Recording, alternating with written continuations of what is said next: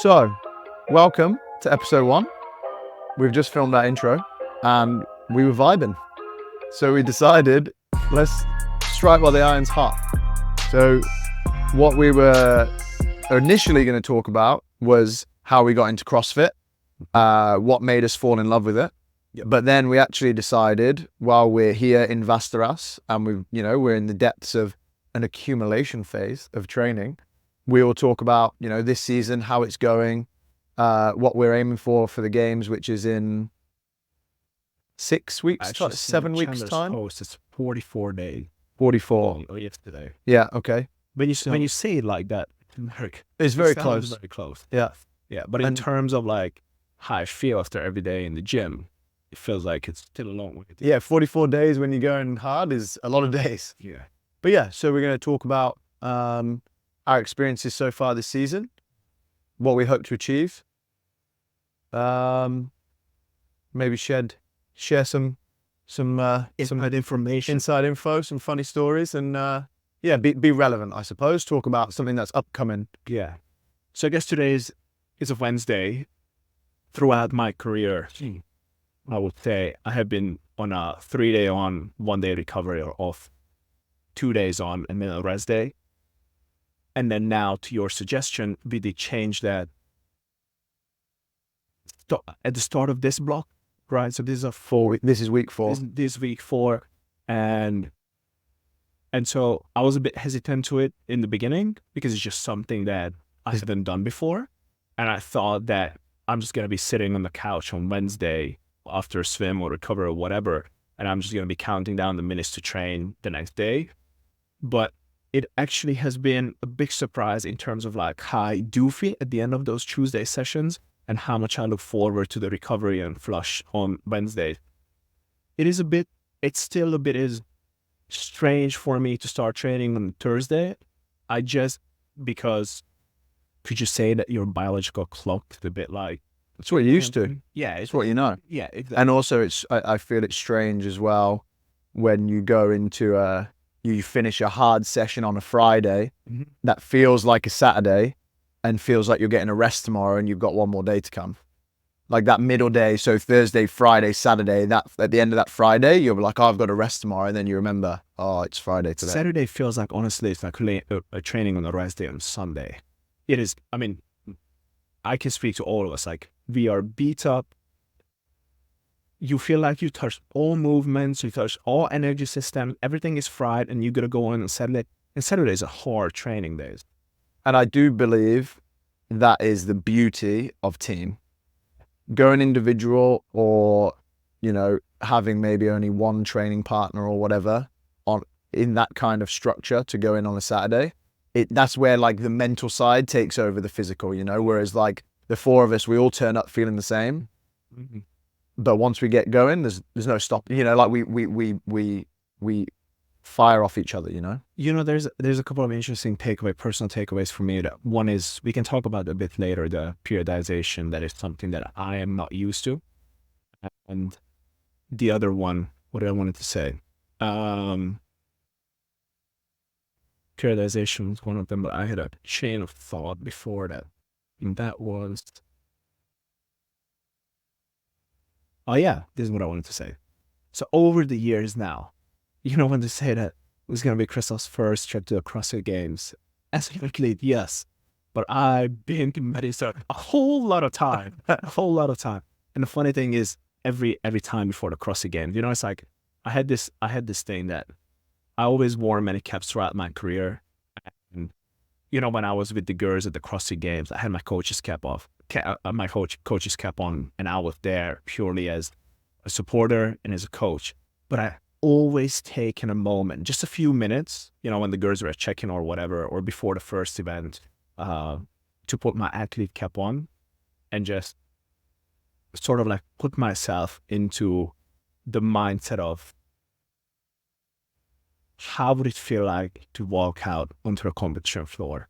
And the reason behind this is obviously I was, over the years, I was working for earning that experience. And the other one is, I'm trying to get that in terms of training, is that I have been through just as many games camps with the girls, as them. And I always thought that when I had that moment of just like being an athlete right before the CrossFit Games, I always felt ready. And I always thought that with the girls, I was training hard and I was doing the same things as them. But there is a significant mindset change, at least what I experienced, happened as soon as we got back into the gym after semifinals. And there is, in terms of like, and how I'm feeling is a reflection of that as well, in terms of how sore I am and the intensity and the volume and all that. Obviously, you can say that you're doing the same training as across the games, at least when they're training for a goal. But I can say that firsthand from experience that it is different. Yeah. And you think that as well because let's say you do a workout with Laura or Gabby in prep for the games, but you're not prepping for the games, it's easy to not sell your soul in everything you do, right? Or it's easy to like try hard, but not quite put the hammer down, you know? And also I guess as well, like the difference psychologically is, are you are CrossFit Games athletes constantly spending a lot of energy worrying that the games is coming up, so training is fatiguing them more physically because of the mental aspect, as well as just like you doing all the workouts with them, but you're happy as Larry because you're in Chesapeake hanging out with people, there's no stress on you because you're not competing. Do you know what I mean? Like it's you know, is it a combination of the two? Yeah, is it I'm kind of like experiencing the best side of it. Yeah. You know, because there's no expectation. The word is not in the back of your head that, oh my God, hey, if you have a bad workout, who exactly, cares? I had a bad workout.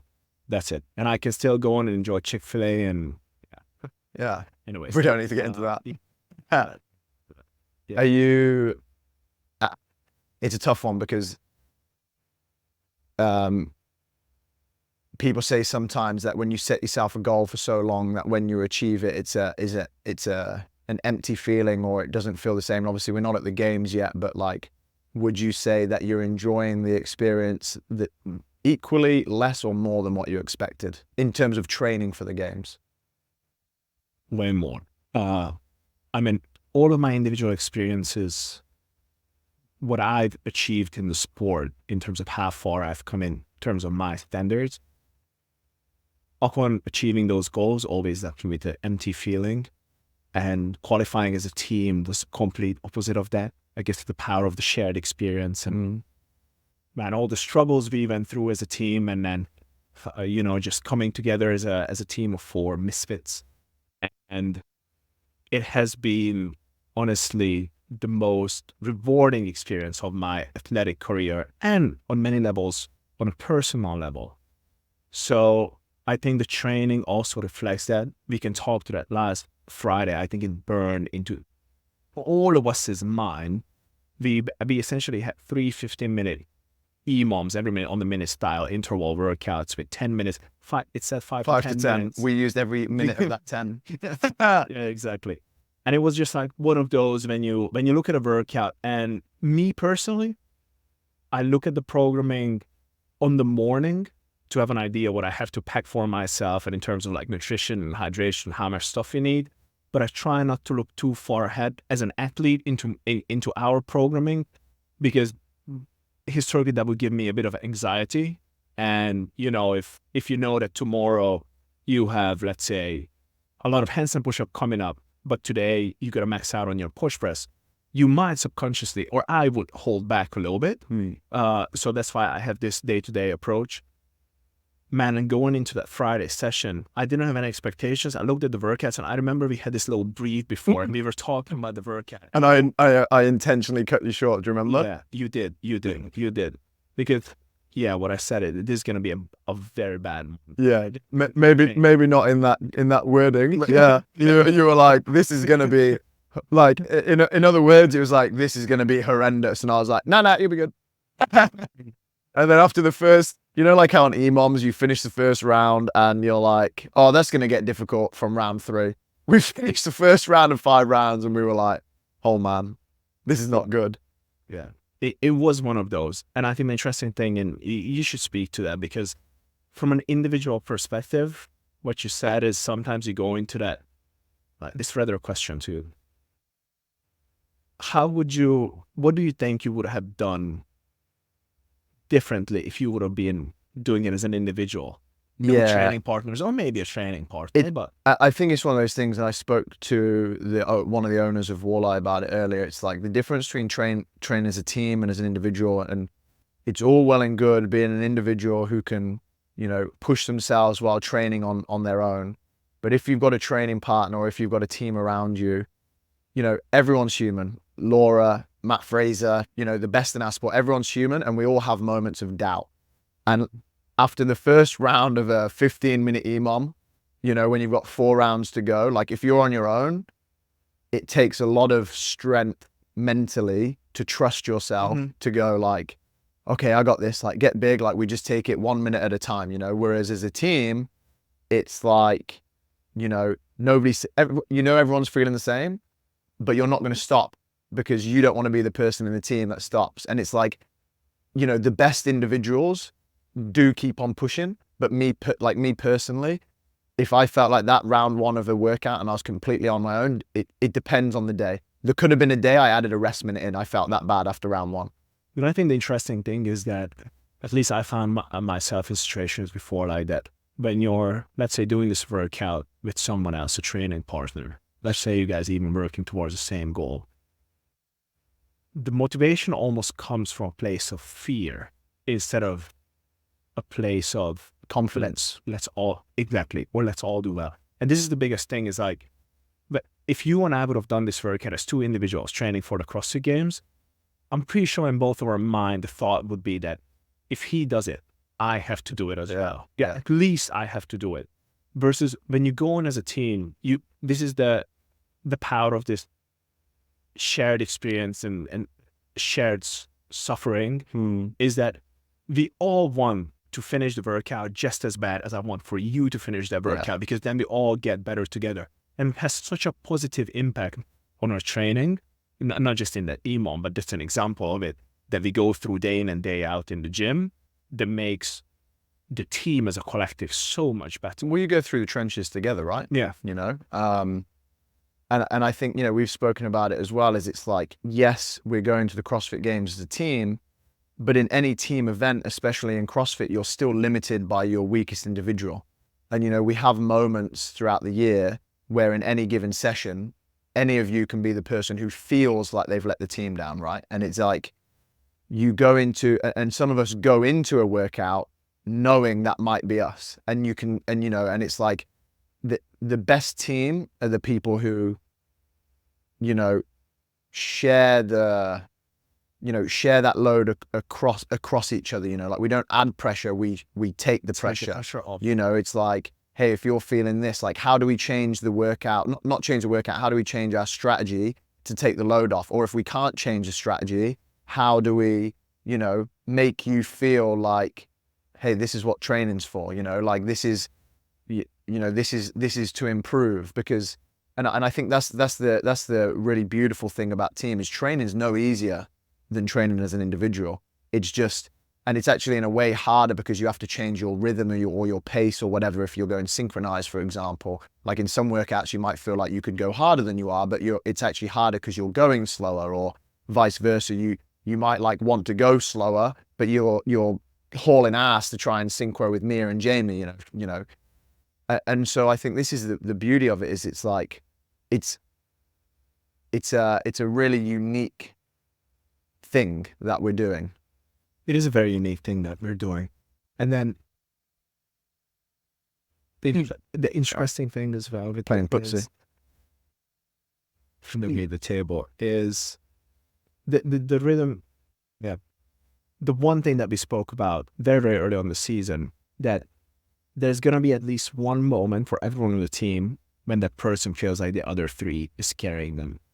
And that's a very, very,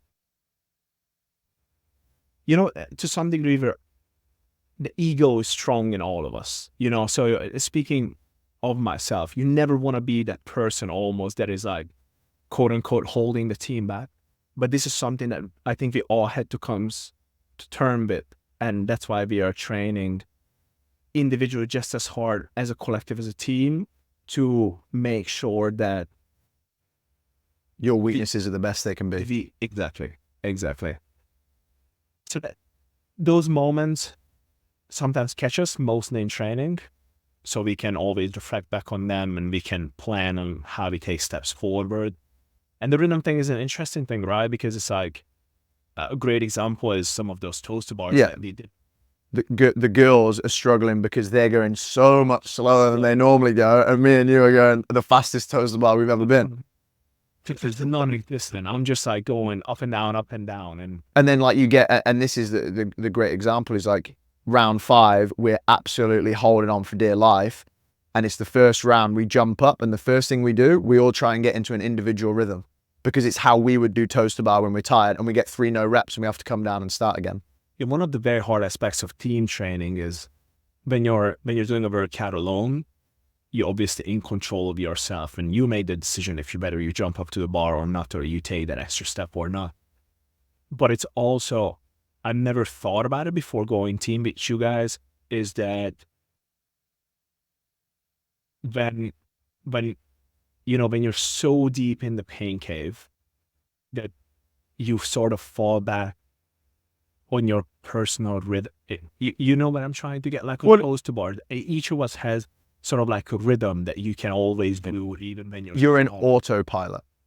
Over the years, we've all developed an autopilot for movement because we've done it so long, which is why the best athletes are able to realize it's like, oh, this is a sprint workout, so I need my sprint pace toaster bar. This is a long workout, so I need my long workout toaster bar. You know, like things change. The best athletes know how to adapt based on the stimulus of the workout, and the worst ones. But in a team, you have to try and find the pace that all of you agree to. This is our team pace. And occasionally you get Jamie going, it's fun. You know, talk. And then Christoph can't say anything, so he just has to do it. It stayed in my mind briefly when a couple of chapters ago you mentioned, post semis, the challenges we went through. Do you want to like expand on that? Because we've not actually spoken about it publicly. Because when media tried to come and not mention any names, you were just doing your job. But when you tried to come and speak to us in the middle of semis, the last thing I wanted anybody to do was talk about an injury potential situation, and we just shot everyone down. But we had a little bit of a scare in semis. Let's start from a little bit further away, because I think that's also interesting when we talk about qualifying to the teams as an individual versus as a team. And I found myself in a very interesting conundrum in some sense, sort of. Obviously, I've never qualified to the CrossFit Games as an individual. All of a sudden, we're going team, and the team's confidence that also gave me confidence gave us that undeniable feeling of we are going to qualify to the games. It's just sort of like the matter of 8th or 1st, whatever in between. And for me to go to semifinals, sort of already taking it, not for granted, but expecting to qualify to the games, I remember we were walking up to the very first event and we stopped and we had a brief moment, more like heart to heart within the team. And I remember what I said is just, these weekends pass by in a blink of an eye. Let's make sure we enjoy every single moment to it. And then now fast forward to the second event, we were doing, and we all agreed on that. And then fast forward to the second event, we were going through the complex. We both did a successful attempt, and then I was going from 325 to 335, and I hit it was a bit all over the place. We can talk to the impact of the first workout, the second workout, regardless. But I went through my cleans. I went through my 2 front squats, and I have so much confidence in my jerk. I knew that once I set on from the squat, I'm gonna jerk that. And as I logged the jerk out, the immediate feel wasn't pain, but it felt like on my left hip flexor at a time. What I felt as I, sort of like went underneath the bar, is that like 2 Velcro pieces were split apart, and I just remember immediately, the shock is that dropping the bar, and I knew exactly where Elliot is going to be, where you're going to be standing behind me. So I just did like a 90-degree turn, looked at you, and I don't even know what I said. I just said Elliot. You turned around and your expression was, you were clearly in shock. You were clearly like straight away panic. And I mean, you can say whether you thought it or not, but like, I think you were thinking like, I've done something serious. That's the dream over. Or what, like, and knowing you as well, you probably would have done not the dream for yourself, but worried about your teammates, because little background on Christoph, like he puts everybody ahead of himself. So immediately his first thought was probably worried about us rather than himself.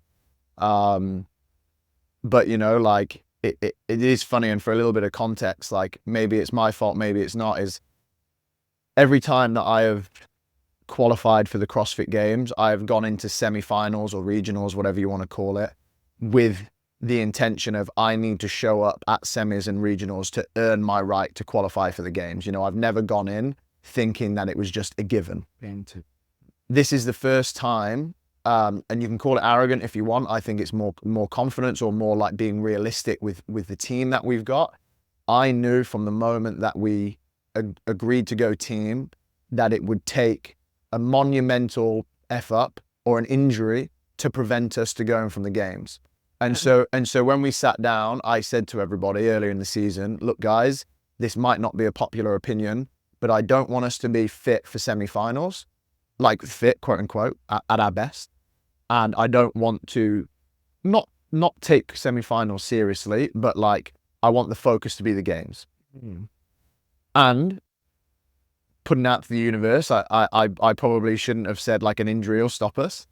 But then in that moment, I actually like turned to Jay and laughed, and I was like, well, that's what I spoke about, And I said to her, the main thing is that Christoph is fine, first of all, and then we assess, and we had a few hours before the next event. And then our mindset shifted to like, let's just get through each event, and the first thing you did, you turned around, you were like full shock, and you said to Elliot, and I was like, you okay? And you were just like, you were complete shock. And so I've been, whether you call it lucky or not lucky, in that situation where somebody's hurt themselves on many occasions now. It's not a nice feeling, but the best thing you need to be as a teammate, a supporter or whatever, is stay calm and try and reassure the person. So we took your knee sleeves down. We said, let's just get off the field. Let's just, keep moving.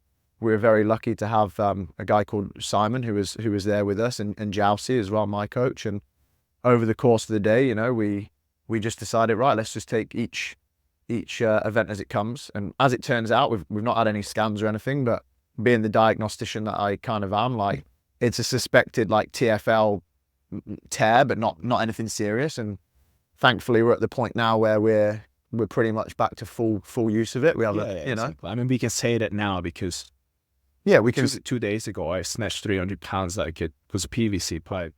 Yeah, boy. Yeah, you did. It's all good now, but in that moment, it's sort of like reevaluated our goals for the weekend as well. As you said, it was just like, okay, like, let's get through the weekend, like one event at a time. And the next workout was running and thrusters. Once we get through the initial assessment, thanks to Simon, thanks to Jousey, of, okay, you are fine. You're not going to exactly dislocate your hip or whatever. Yeah, something like that. Then we went through the remaining events of the weekend, and that was a little bit like, but I am used to personally and of big celebrations, a lot of energy after lifting, especially events and even in the gym. And that was just like such of an opposite of that. It was. Well, we were joking before, being like, should we practice celebrations? What should we do? And it's almost like, like we got too caught up in the outcome as opposed to the process, maybe. And like it's an interesting one. Like when you get too far ahead of yourself, we didn't do as well as we thought we would in event one. Tactically was more of a stake than physically. But then quick turnaround from event one for event two, we're warming up. I don't know about yourself, but I know for myself personally, things didn't feel like they normally felt. Like I felt quite hot. I felt quite slow standing up at my squats. I was like, I'll be okay. Like trying to talk positively, reassure myself. But I think, like you said in the introductory podcast or episode about a wise man learns from his own mistakes, but preferably from others' mistakes. You know, it's like everything I believe, and something that I've kind of like used as a mantra now is that everything happens for a reason and nothing lasts forever. And the purpose of what happened at semi-finals was to teach us a lesson going forward to the games. And that's how I see it. We're very fortunate that, you know, it wasn't more serious than it was.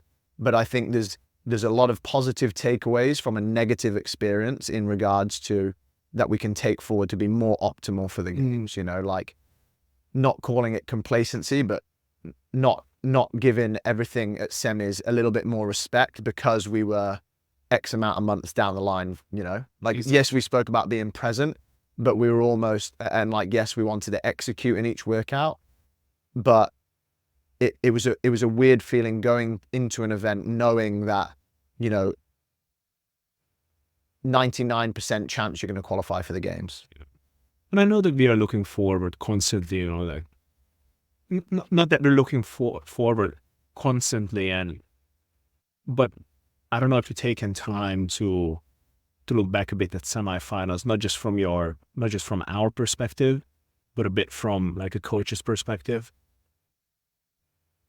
Because, so one of my takeaways is from the weekend, obviously, I'm talking from a place of being hurt at that second event, trying to remove that personal bias when I look at the first day where we done more than 50% of our work requirement, literally on a Friday, and going into Saturday, you knew that 2 events are left to go. I do keep coming back to this feeling that, first of all, I think the first workout was what it was, and not talking about from our experience, but just looking at the workout or maybe the weekend of programming a little bit. That lifting event to the first workout was extremely close. Yeah. Like, we literally came up from the floor and we picked up our knee sleeves, pulled them up, and then started to warm up to the next event. And I can't help but think, just to speak specifically to that workout followed by that complex, is that it was unnecessary to do the complex. Yeah. So I think it's one of those ones though as well where it's like, whether it's necessary or unnecessary, it was everyone's reality, you know. And this is like we said as well, it's like, you know, if we're going to be critical, let's like be constructive and try and change it. But I think it's one of those ones, and I've said this before to other people, it's like, if you're trying to impart change, you have to either like really try and put yourself out there and like constantly be trying to push for a change, or you need to accept things, right? And it's like one of those ones where we know, like, even look at the games last year, where they put the lifting event in the programming in regards to so that it could be streamed on ESPN, but within quick succession of arguably the hardest workout of the weekend in the rowing burpee interval, you know. And we said we're going to be unbiased, and you think, oh, well, you're only saying that because Jamie got hurt. Like, it's not about Jamie getting hurt or not. It's about, are you getting the best out of the athletes if you're making the decision based on the viewership of the event, you know, or like how an event looks, for example. Or just like at semifinals, strictly talking about like an organizational point of view, you know, maybe this is how they could make it, because you had to fit in 4 events at the end of the day. There was 2 teams, followed by an individual, followed by a team workout. It was a long day for all of us. Yes. Exactly. So I agree, yeah. Constructive adding to it, not adding to it. This was our reality, and we got through it now. We're in the depths of game training now. We had officially, after semifinals, we took a bit of time off, just a healthy amount. Yeah. We spent some time together as a team. We spent some time apart as well. We came together, and now the time was amazing, by the way. We're coming to an end of our 4th week block. Yeah. And then we have a week deload. And then we have a 3-week, what we would call an intensification block. And then we have a taper for the games. Yeah. I would be curious, because we had had this conversation many times before. You know, there's no right Science. way. There's no right or wrong way. But for me, it's a very different approach. very different approach and very different experience. Yeah. And we can say that data-wise, it is proving that it is working. And for you guys, it has been proven data-wise for years that it is working. But where I was almost like brought up in the sport, if you want to call this, always train everything throughout the whole year. Now we're taking an approach where we are working in blocks. And I think it would be interesting to hear, first of all, explaining what a block is. Yeah, I mean, I've actually planned on doing a series of Instagram posts on this recently. And it's a funny one because I don't want our conversations to be like monetary or aimed towards like personal benefits such as like programming or whatever. So like maybe I keep it separate, but like essentially what I've learned over the years from like my coaches, Jamie's coaches, and other sports that I'm, you know, interested in, and Anthony, my best friend as well, who is now, you know, helping us with the programming, doing the programming for us, is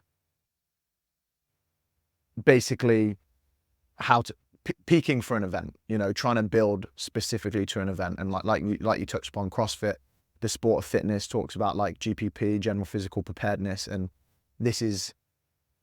it may seem like a very different way of doing things. We're still touching all the bases, but there is just a bias, you know, and it's kind of like I've spoken about the difference between a generic program and an individual program, right? Is it's like a good generic program gets all of the bases better across the board, like one bit at a time. You know, there might be a bias of something every now and again, but you're constantly trying to improve all areas. Whereas let's take a specific individual with specific weaknesses, you know, if they don't touch that thing, if you don't know how to improve that specific weakness, you know, it doesn't matter what you do, it's going to remain a weakness. And, you know, like you're not going to improve in that area unless you figure out why it's a weakness and how to improve it, you know. And so what we've kind of done is we've looked at the CrossFit Games team events throughout its conception, so the last 10 years of CrossFit Games events,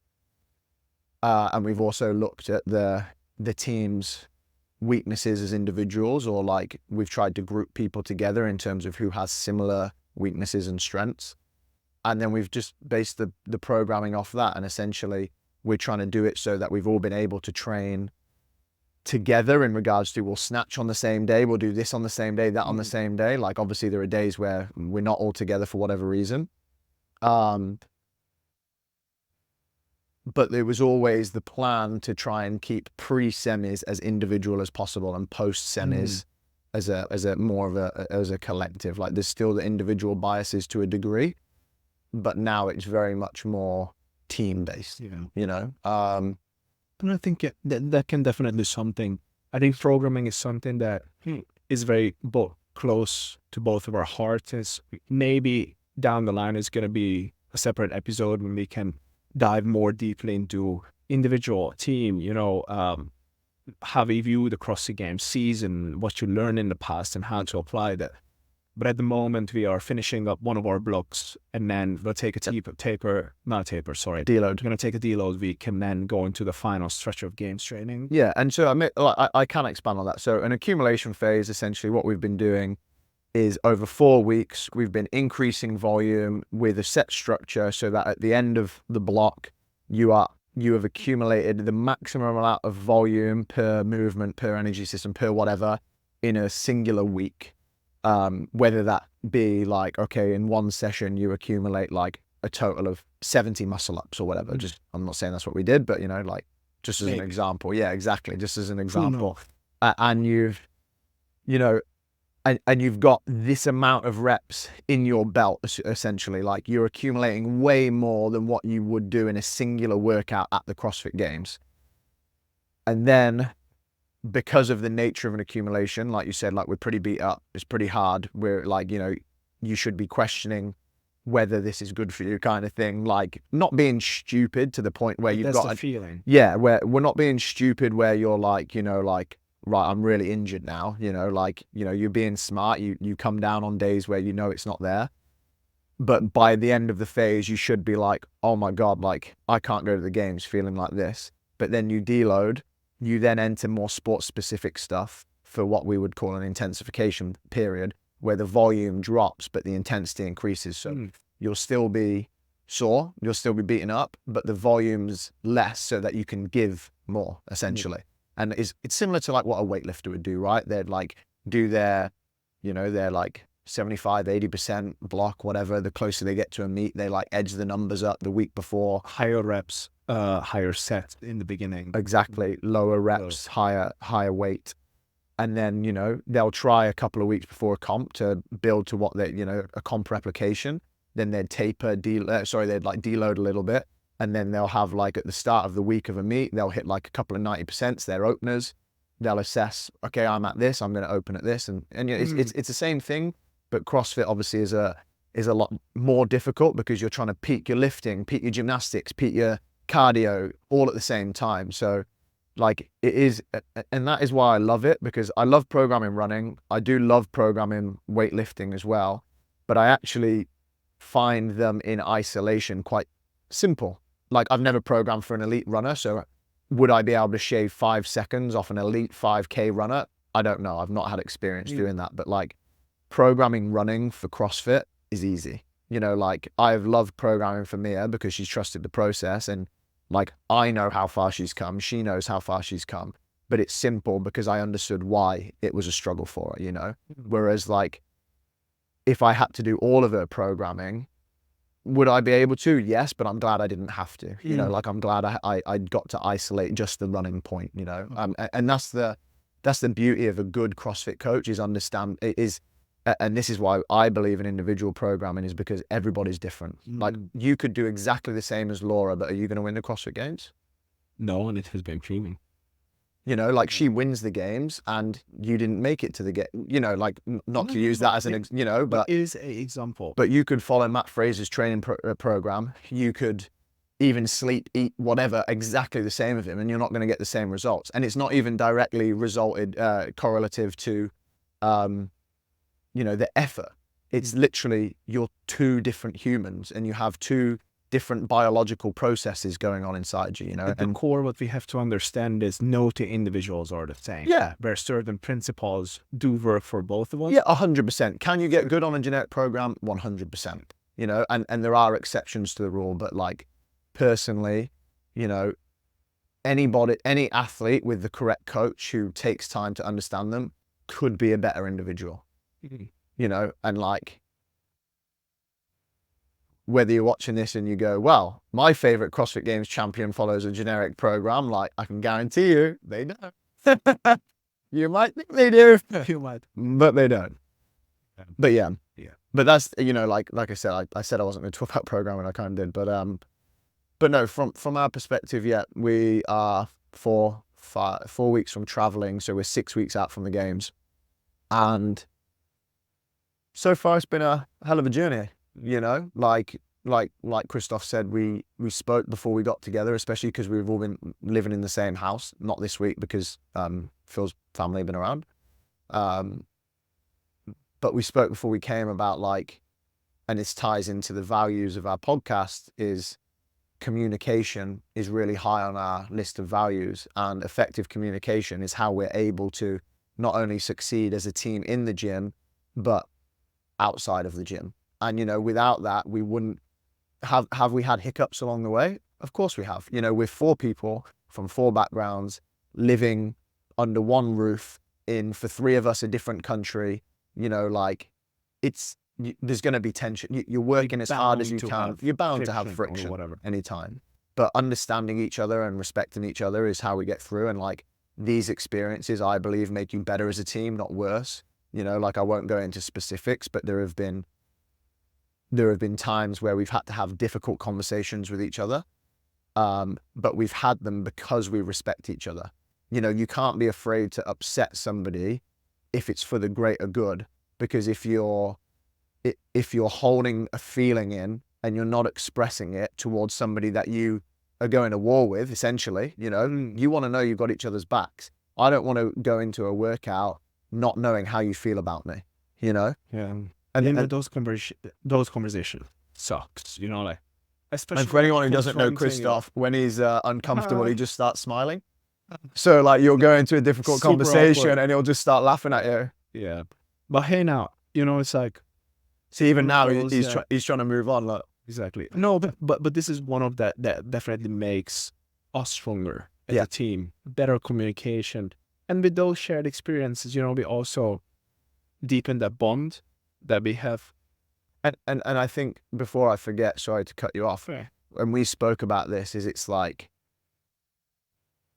maybe before semis where we got caught up in the outcome. Now, what we've actually sat down and discussed has been like, these are the days that we're going to remember. The competition is going to come and go in the blink of an eye. Whether we win the games, whether we come fifth at the games, like it's going to come and go. And on the Monday morning, we're going to fly back to our own countries and it's going to be gone and no one's going to give a shit. These are the days that we're in the gym, in the trench with each other, like that we just need to make the most of. And I think the outcome will look after itself if we stay present in the process. And I think that's why we're getting the most out of each other now. I think as well, the beauty of the journey is that we are genuinely spending so much time with one another, especially with living under the same roof, that yes, we meet in the gym and then we take care of business there and we support one another and we help one another. But man, it's like everyone shows up for everyone on any given day. Hey, whether it be training or whether it's CrossFit related or isn't. If Mia and Phil need help with Elsa, we'd do it. Yeah. If they needed help with the dogs, we'd do it. If we needed, like something to like, As simple as pick anything something up from the store. We know that we'd do it for each other. Exactly. So it has been definitely a very, very meaningful experience. And as were you going to expand? No. And as we wrap up, do you want to express what are your expectations for the games? Not necessarily like you'd be like, we're going to win, but what would you, here's a good question for you. What is the dream outcome? What will you be happy with? And what will you see as a disappointment? The dream outcome. The end of the games. We get to experience every second of that weekend. Okay. What will you be happy with? Like, what's the bottom you'll be happy with? The least you'll be happy with? Man, we came out of it closer than ever before. And what would you be disappointed? What would leave you disappointed? I don't think, with my current experience of the team and how we are with one another, is that coming out of that, walking away from that weekend, having resentment towards one another. Yeah. That suck, because that would destroy this whole time that we spent together. Yeah. I think I'd be disappointed if we didn't give our best efforts. Mm-hmm. And when I say best efforts, I mean, let's say we agree on a strategy and, we don't stick to it. Or let's say we check out halfway through a workout. Yeah. Like, let's say we don't express our potential. Exactly.